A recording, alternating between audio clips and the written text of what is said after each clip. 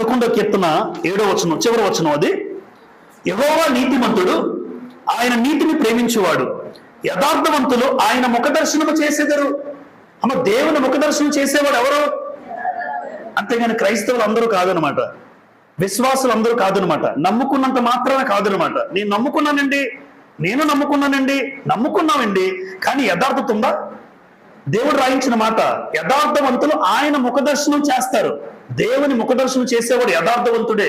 ఆ యథార్థవంతుడు ఎక్కడున్నా ఒకేలా ఉంటాడు, తన ప్రవర్తన ఒకేలా ఉంటుంది. మనుషులు బట్టో, స్థలాలు బట్టో, ప్రాంతాలు బట్టో ఎప్పుడు మారదు. అది యథార్థత, అది యథార్థత. ఇర్మియా గ్రంథం 5వ అధ్యాయం.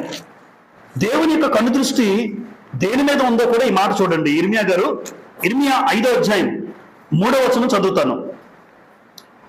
యెహోవా యథార్థత మీద